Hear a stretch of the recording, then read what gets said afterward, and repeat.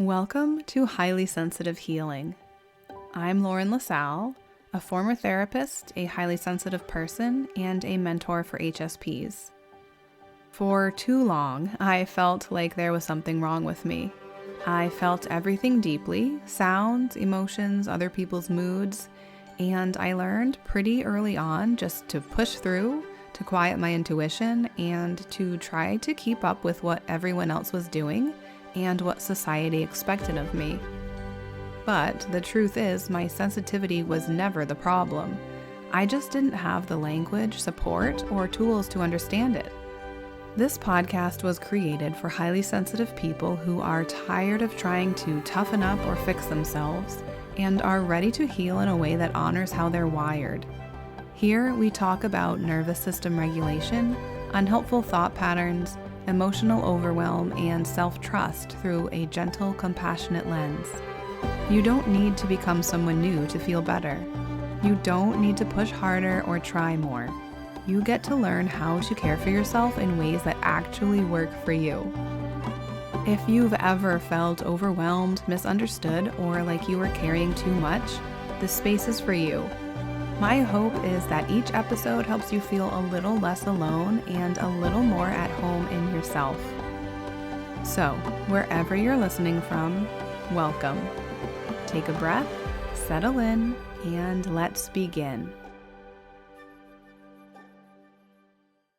Welcome back to the podcast. I am so happy to be recording this. I've been looking forward to it all week. And at the same time, I am just so exhausted. We've been so busy this summer, and my son doesn't always sleep the best. He's almost 1, and so sleep is still quite a struggle sometimes. And even though it's been a little bit better, it still, I think, is going to take like very consistent good sleep for me to start feeling not exhausted almost every day. So I am exhausted, but at the same time, very happy to be here. And today I have a couple examples of things that have come up for me recently. Actually, both things came up this past week for me. I like to bring examples from my life because, first of all, I want you to know that if you are also dealing with similar things, that you are not alone. But I also want to give you examples of how I have worked through different situations because I think that can be so helpful whether or not you ever end up working with me as a mentor. I think it's good to hear about how other people navigate similar situations to what you might be going through. Right? I mean, isn't that sort of why you're here, is because you want to learn. So that's what we're doing. So the first example that I have is something that hasn't come up for me really for a while now, but this used to happen all the time. And I don't know, for some reason on this day, it came back. And so for a long time, I felt like people just wouldn't remember who I was. Like if we didn't really have many interactions. So for example, like if I ran into somebody from high school, even like 10 years ago, I would think, oh, they wouldn't probably don't remember who I am. Like they probably didn't ever notice me at school. I went to a very small school also. So on average, there were probably like 70 kids to a grade. My grade had the most with like 110 when we graduated.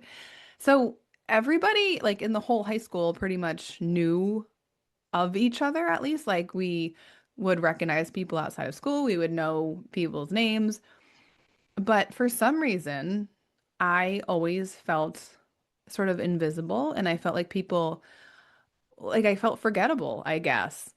And so I would not go and say hi to somebody if I recognize them because I would think that they wouldn't remember who I was.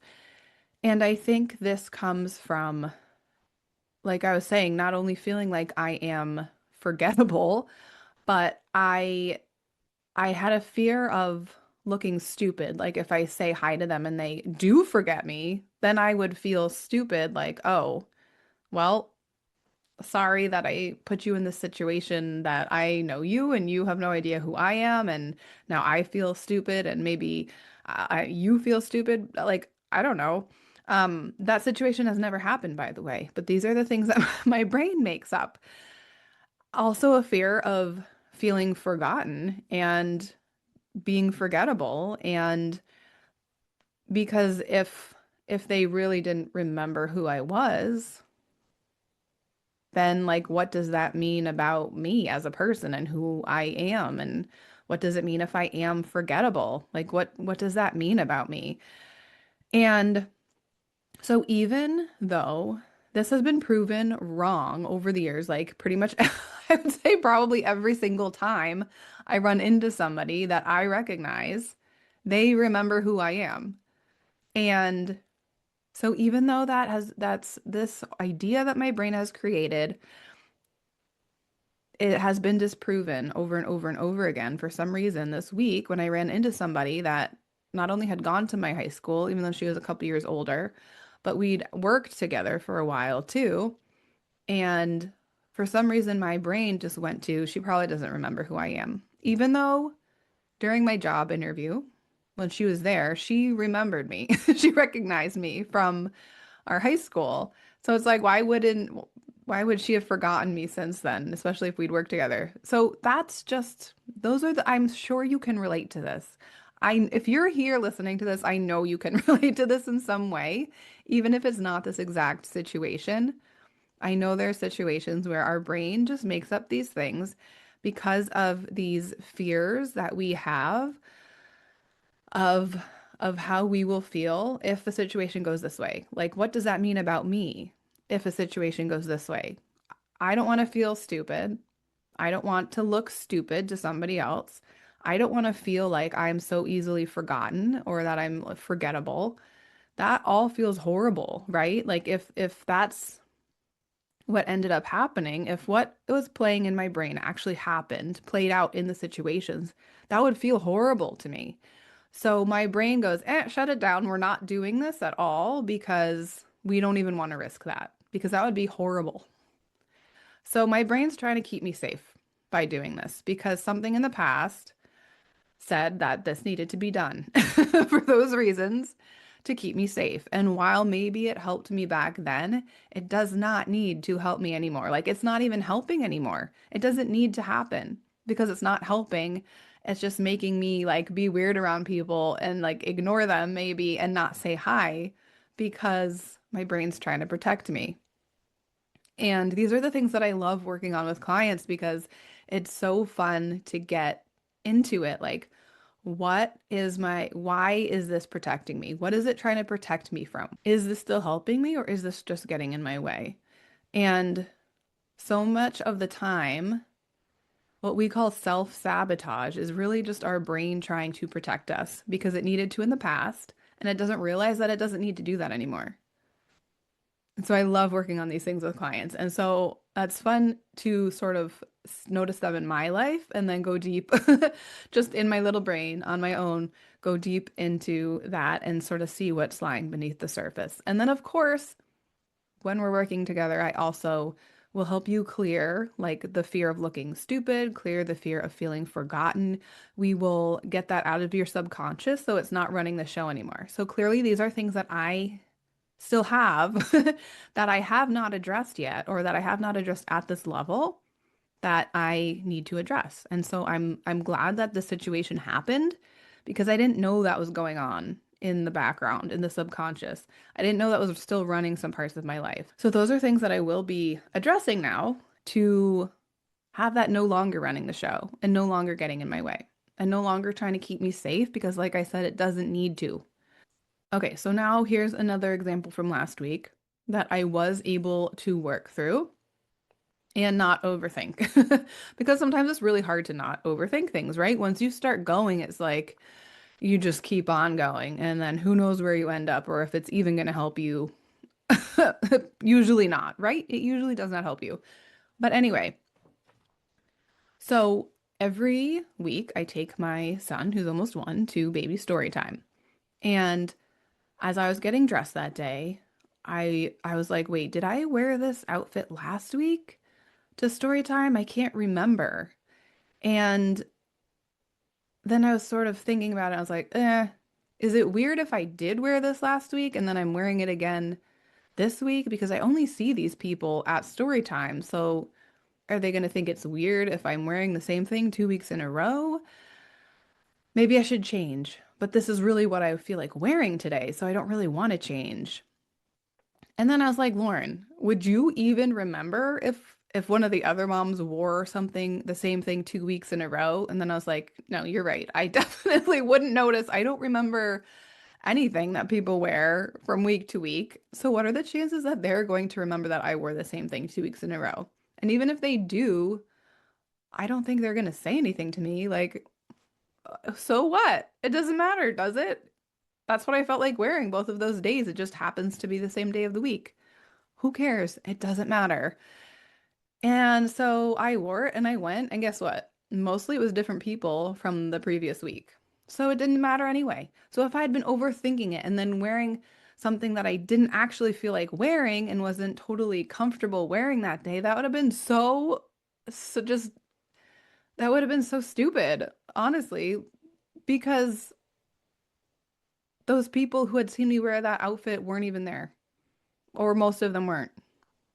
So it ended up working out really well anyway, which I find is the case for most things that we overthink. But I was glad I did not overthink at that time. I just sort of started to overthink it and then was able to go, no.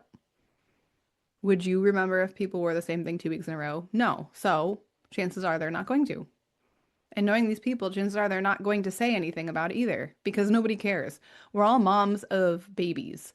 Like, I don't think any of us even have the brain capacity or attention span to even remember what people were wearing immediately after we leave story time because our brains just have other things going on right now. So that's how I handled that situation. Sometimes you just have to stop and pause and think about it from a different angle.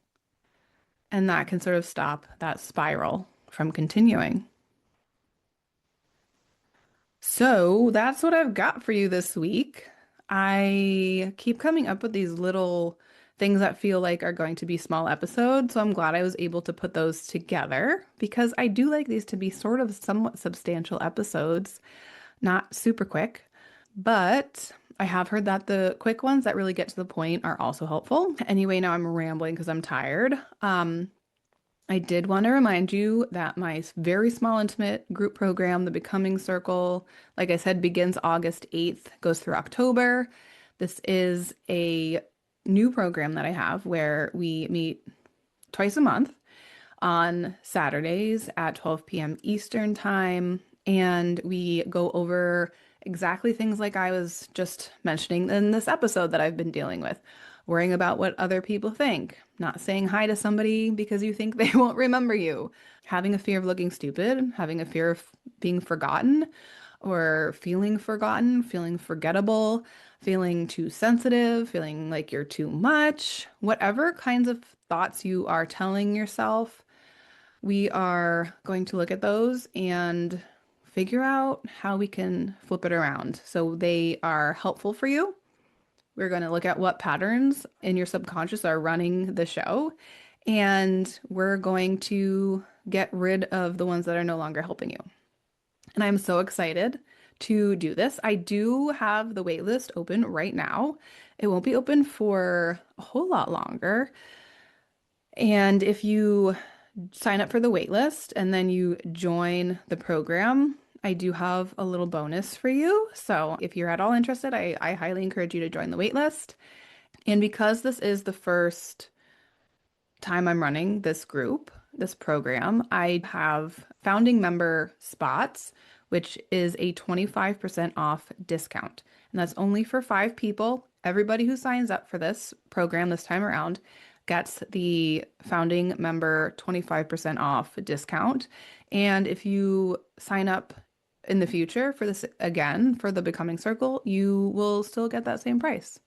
So If you're at all interested, I will put the link to the waitlist below, as well as links to find out about my other programs that I have going on.